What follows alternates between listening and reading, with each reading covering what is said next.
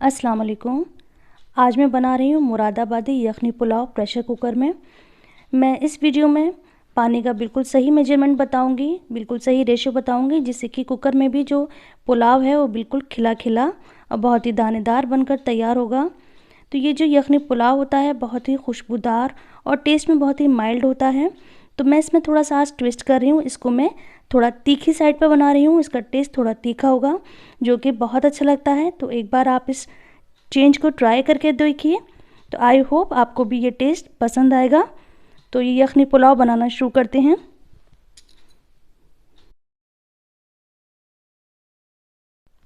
मैं यहाँ 1 किलो गोश्त का पुलाव बना रही हूँ। यहाँ मैंने 1 किलो मटन लिया है, तो 1 किलो ही मैंने सेला चावल लिए हैं। मैंने इस कप से 4 कप चावल लिए हैं। वैसे वज़न में ये 1 किलो है, लेकर कप से हम नापेंगे, ये बड़ा मग है, तो ये 4 मग हमने चावल लिए हैं, जिसको हमने धोकर भिगो दिया है 1 घंटे के लिए।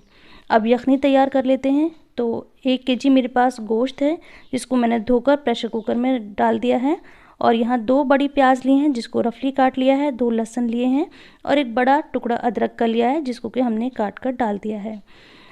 पुलाव में जितने ज़्यादा हम गरम मसाले का इस्तेमाल करेंगे उतना ही मज़े का खुशबूदार पुलाव बनकर तैयार होता है। तो यहाँ पर मैंने 2 बड़ी इलायची, 4 हरी इलायची, दालचीनी, जावित्री, जायफल, लौंग और काली मिर्च ली है। अगर आपके पास इसमें से कोई चीज़ नहीं है तो आप स्किप कर सकते हैं, वैसे गरम मसाले का ज़्यादा इस्तेमाल करें। तो इन सबको हम कुकर में डाल देंगे। और अब यहाँ पर हम सौंफ और जो धनिया है उसका हम बैग तैयार करते हैं। तो यहाँ पे मैंने साबुत धनिया लिया है 1 चम्मच और 2 चम्मच मैंने सौंफ ली है। जितनी सौंफ लेते हैं उसका आधा धनिया लेते हैं। तो इसका ये मैंने बैग बनाकर तैयार कर लिया है। जैसा कि मैंने बताया था कि ये मैं तीखी पुलाव बना रही हूँ, तो इसके लिए मैंने 5 से 6 लाल साबुत मिर्चें ली हैं और 3 चम्मच नमक लिया है। पुलाव में जब यखनी तैयार करते हैं तो यखनी में नमक ज़्यादा डालते हैं। तो अभी मैंने यहाँ पर 3 मग हमने ये पानी लिया है, 3 मग और आधा मग यानी 3.5 कप हमने पानी लिया है। और इसमें हम अच्छा सा बॉयल आने देते हैं। जब बॉयल आ जाएगा तब हम कुकर की लिड लगाएंगे और इसमें प्रेशर आने देते हैं हाई फ्लेम पर। तो जब इसमें 4 सीटी आ जाएंगी उसके बाद हम गैस को बंद कर देंगे। याद रखिए कि हमें जो गोश्त को 100% नहीं गलाना है, हमें 90% तक ही गलाना है, क्योंकि हमें गोश्त को आगे चावल के साथ भी पकाना है, इसलिए थोड़ी सी हमें गुंजाइश रखनी है। तो 4 सीटी आ गई हैं, गैस की फ्लेम को बंद कर दिया है और कुकर को हम ठंडा होने देंगे। जब इसका प्रेशर ख़त्म हो जाएगा उसके बाद हम इसको खोलेंगे। तो यहाँ मैंने ये स्टॉक अलग कर लिया है छान कर, और जो गोश्त की पीसेस हैं, जो बोटियाँ हैं, उनको हम अलग कर लेंगे। तो ये जो स्टॉक है ये मैंने कप से नापा था, तो जिस कप से हमने चावल लिए थे उसी कप से ये स्टॉक 3 कप है। तो ये हमारे पास 3 कप स्टॉक यहाँ मौजूद है और इन बोटियों को हमने अलग कर लिया है।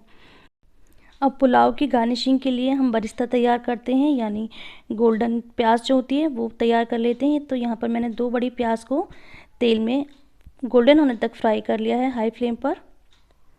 और इस प्याज को हम फ्राई होने के बाद अलग निकाल कर रख लेंगे। अभी इसका कोई काम नहीं है, सिर्फ हम इसको गार्निशिंग में यूज़ करते हैं। तो जिस तेल में हमने प्याज फ्राई करी थी उसी में हम अब ये पुलाव को बघार करते हैं। तो यहाँ मैंने 150 ml तेल का इस्तेमाल करा है और कुछ खड़े गरम मसाले लिए हैं, जिसमें है तेज़पत्ता, लौंग, हरी इलायची, बड़ी इलायची और काली मिर्च। इसको 1 मिनट फ्राई करने के बाद यहाँ मैंने जिंजर गार्लिक का पेस्ट डाला है 3 चम्मच। इसको हम 2 मिनट के लिए फ्राई करेंगे। और जो हमने यखनी में से बोटियाँ अलग करी थी उन बोटियों को हम यहाँ डाल देंगे और इनको फ्राई करेंगे। तो इस स्टेज पर बोटियाँ फ्राई करना बहुत ज़रूरी होता है, इससे जो पुलाव का टेस्ट है वो बहुत अच्छा आता है। तो इसको हम 2 मिनट के लिए फ्राई कर लेंगे। और अब हम इसमें दही डालकर फ्राई करते हैं। यहाँ मैंने 4 चम्मच दही डाले हैं। दही के साथ इन्हें फ्राई करेंगे और तब तक फ्राई करना है जब तक दही का पानी खुश्क नहीं हो जाता। 2 से 3 मिनट में ये दही का पानी भी खुश्क हो जाता है। उसके बाद जो हमने चावल भिगो कर रखे थे वो डाल देंगे। तो ये बिरयानी वाला सेला चावल है, जिसे मैंने 1 घंटे पहले भिगो दिया था। तो ये सारे चावल डालकर जो हमारे पास यखनी रखी थी वो डाल देंगे। क्योंकि ये 4 कप चावल हैं तो हमें यहाँ पर 4 कप ही पानी लेना है।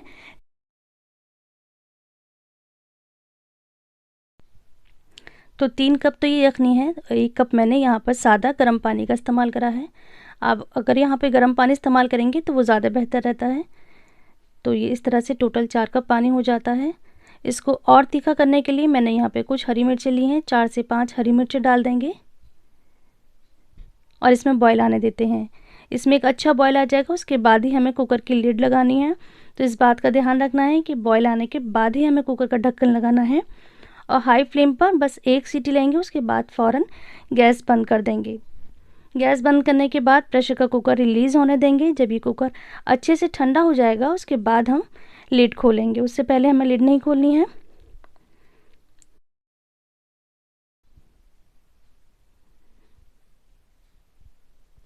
अब ये ढक्कन खोलते हैं तो देखिए कितना दानेदार, कितना खिला खिला ये पुलाव बनकर तैयार हुआ है। बहुत ही अच्छी इसमें से खुशबू आ रही है। इस पुलाव को सर्व करें लाल मिर्च की चटनी के साथ। इस चटनी की रेसिपी मेरे चैनल पर अवेलेबल है, मैं इसकी लिंक ऐड कर दूंगी। तो ये देखिए मैं पुलाव आपको चलाकर दिखा रही हूँ। इस स्टेज पर कुकर के ढक्कन खोलने के बाद हमें चावलों को ऊपर नीचे कर लेना चाहिए, अच्छे से चला लेना चाहिए, जिससे कि जो दाना है इसका खिला हुआ रहे, चिपके नहीं आपस में।